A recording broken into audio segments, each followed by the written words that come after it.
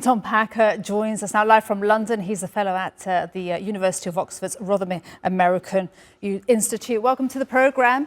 So, Tom, so far, any surprises for you? Is this what you were expecting from Super Tuesday? I think some very mild surprises. So Joe Biden lost one area with 90 votes. So I don't think that's very meaningful. I do think most of us didn't expect Nikki Haley to win Vermont.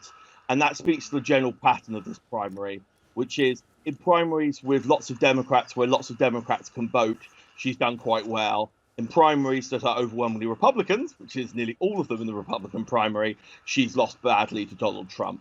And Vermont, you can vote as soon as you turn up on the day, and it's a very Democratic state. So it's very easy for Democrats to vote for the Republican primary, and there are a lot of them in Vermont. So she's like, it's been a fairly consistent pattern for a while now. It's outperformed expectations, but she's still losing by a very large margin indeed.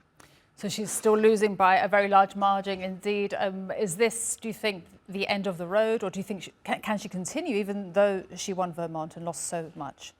I mean, it's up to her. She could definitely continue if she wants to. I'm slightly suspicious. This is my own personal view. That I don't have any inside info, but she's quite keen to be offered the VP slot, and it will want at least lots of good sounds from Trump that before she drops out. So I wouldn't be surprised if she keeps on going, but she's obviously increasingly irrelevant. It's looking increasingly unlikely she's actually going to defeat Trump, even if it's maybe very slightly embarrassing for him to have lost two primaries now to her.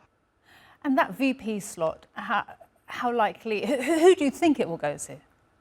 I think it's very hard to predict, actually, as is often the case with Donald Trump. I think she's actually seriously underrated for it, because she's been appealing very well to those Republicans who dislike Trump most, the more hawkish, the more economically orientated one.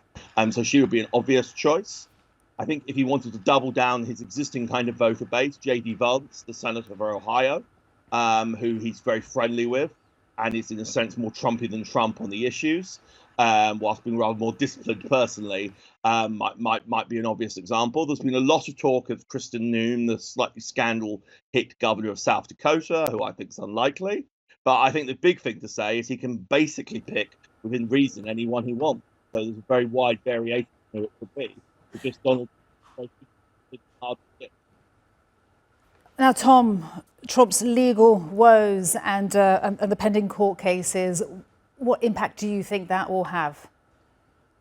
I think it's hard to tell. Certainly, it's probably one reason he's not leading Joe Biden by an even bigger margin. So his lead over, if you look at the polls, Nikki Haley's beating Joe Biden by a much bigger margin than he currently is.